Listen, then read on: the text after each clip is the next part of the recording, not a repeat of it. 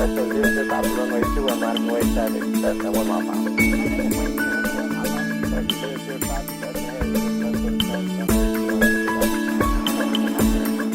the Super Bowl, and if you're headed for Atlanta on business, it's going to test your piloting and organizational skills. But NBAA's Air Traffic Services is here to help. From the National Business Aviation Association, this is Flight Plan.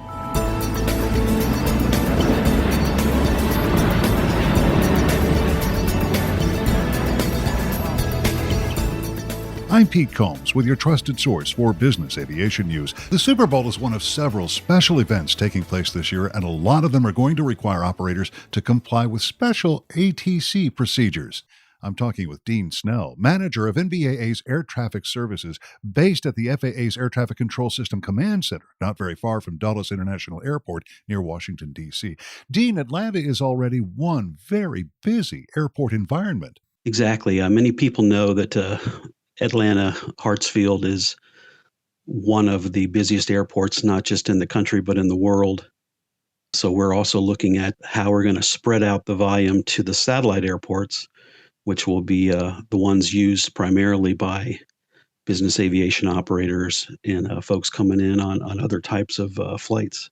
We could start with PDK, that's DeKalb Peachtree Airport, and that in itself is one very busy GA airport. Yes, Pete, that airport is certainly one of the busiest satellite airports in the Atlanta area, along with Fulton County. And we anticipate for this event, obviously, for all the area airports to be extremely busy. So it won't just be Peachtree in Fulton County, but many other airports in the Atlanta area. What they have planned and put in place is a reservation program at all the area airports, where arrival and departure reservations will be required, and they'll be obtained through the FBO of choice that the operators are using. That will help meter the traffic across the region, across all of those airports, because the FAA has allocated slots based on the number of aircraft that they can handle on that given airspace. Regarding that, how are we looking at this point in terms of being full? I know that we've got a little bit of time before the event, but what will it look like in terms of being able to get a reservation if you don't have one already? That could certainly be an issue, because what we typically see is as soon as the two teams from the AFC and NFC are decided, obviously the bookings ramp up extremely fast. So I'm sure ever since Sunday night, Monday, that we've seen reservation requests coming in for all the airports. And of course, what happens then is the first airports of choice might not have the exact times they need. So the operators will have to decide if they either change the time into that airport or they look at some alternate airports, maybe a little bit further out, to get the arrival time as well as the departure time that they're looking for. Let's talk a little bit more, if we could, about what it's going to look like in the airspace as you get here. Of course, one of the things we know is that at some point there's going to be a TFR over Mercedes-Benz Stadium itself. What other sorts of airspace obstacles, if you will, do we need to be looking for? Well, yeah, the good thing is the FAA has been planning this event for well over a year. So as they deal with an excessive amount of traffic on a daily basis, they've really put the plans together to add all of this additional volume and let the airspace continue to flow as freely as possible, understanding that some constraints are going to be there, and that's why the reservation program should help meter the traffic out. But you're already looking at, as we've said before, the busiest airspace for a single airport in the country. So the planning and the segregating of routes really should help increase the amount of traffic they can work, which is already at a peak level. The FAA will be monitoring both at the local level there in Atlanta, as well as the command center and all of the adjacent facilities as far as how much traffic they have and what the airspace can accommodate. And they'll be able to use whatever initiatives they need, be it ground delay programs, which are airport specific, and or airspace flow programs, which meter traffic through the air.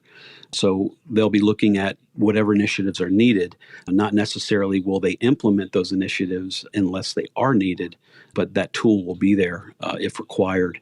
The TFR itself is scheduled to begin at 5:30 p.m. Eastern Standard Time.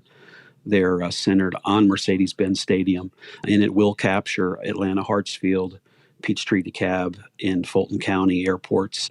So they will not be able to land or depart those airports during the TFR unless they've obtained a departure reservation as well as TSA gateway screening on the departure side. The screening will be provided for departures, but not for arrivals. And those are for the airports that are within that inner ring of the TFR. Well, we've talked a little bit about what this airspace is going to look like as you're arriving, no matter what day of the week you arrive prior to the Super Bowl. But getting out of town after the Super Bowl, Dean, I got to think that's going to be a whole different story. I would agree. That is certainly the busiest time that we see annually for this event, mainly due to the fact that folks are looking to get out either Sunday night or Monday morning. So when you put all that volume within that short time frame, you have issues. That's where they're hoping the reservation program that they have in place will help meter the departures as aircraft are given specific times. The other thing they've done, which will help, is segregated routes for the satellite airports, so they're not sharing those same departure fixes as Atlanta Hartsfield. And that will mainly come into play Monday morning when, of course, the airline traffic is also at its peak. So typically we see those that depart right after the game Sunday night don't have as much competition for the airspace because Atlanta Hartsfield is not at full schedule. That's a great tip. If you're leaving Monday, if you can't leave Sunday night, any thoughts on when you might try to arrange things? Do you want to maybe look at an afternoon departure, sit out the rush if you can? I think that's a good idea. What we would suggest is contacting your FBO to see what reservations are available. And I'm sure the Monday morning prime reservations are going fast if they're still available.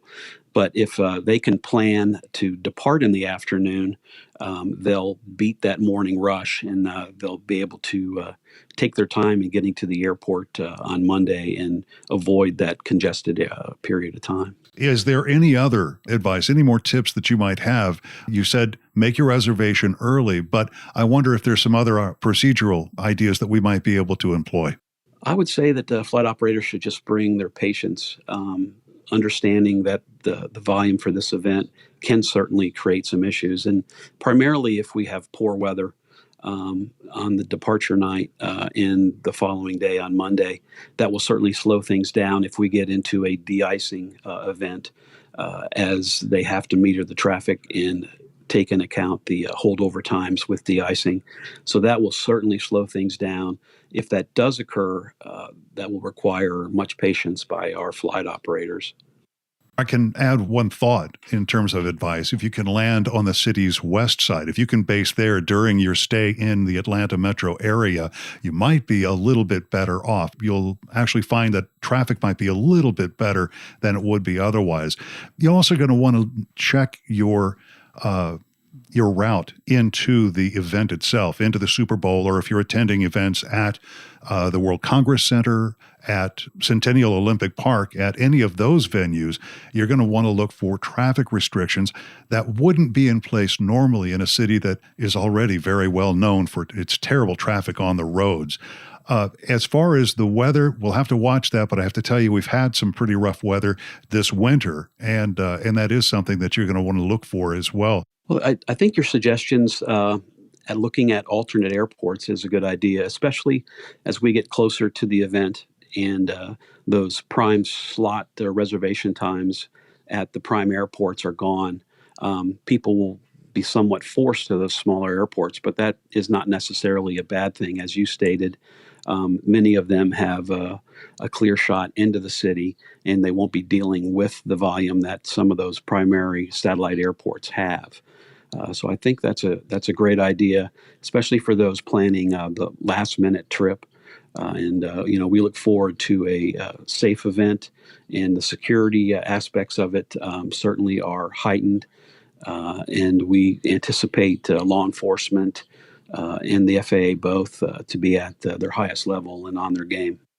How can NBAA's air traffic services be of assistance in this particular event? Well, we'll be monitoring everything the entire week from the FAA Command Center at our desk at Air Traffic Services. We'll also be on site all day Sunday, going well into the evening, just to keep an eye on things. And we'll pass on important information via our Airspace Alerts airmail subscription. If there's any significant initiatives that are employed or issues that come up, we will be there as it's happening and get that information out to our members. That's Dean Snell, manager of NBAA's Air Traffic Services. A couple of takeaways here. First, whenever your destination is a major event like the Super Bowl, Dean says you should watch for FAA to institute a reservation system. And if that's the case, you'll need to do one of two things. Make your reservation as early as you possibly can, or make plans to operate farther away from the venue. If you do have to operate from an airport further out, he says you should take into consideration traffic of another sort. That is, ground traffic between the airport, the hotel, and the venue. That could be a big factor in your decision. And consider this, flying to the event will probably be a lot easier than flying from the event. While a lot of events build over the course of several days, they usually end all at once, and everyone wants to get out of town at the very same time. Dean says consider staying a little later on the day of your departure, especially if you're late getting that confirmed reservation. You'll get a lot of help from the NBAA Air Traffic Services folks. As a subscriber, you'll get assistance with security issues, NOTAMs and TFRs, anticipated routing and terminal constraints, and much more. And you can always follow NBAA Air Traffic Services in any case on Twitter at NBAA_ATS. And that's the latest from the National Business Aviation Association. You can download our podcasts from Apple's iTunes website, your favorite podcast platform, or from NBAA.org. I'm Pete Combs. Thanks for listening to Flight Plan.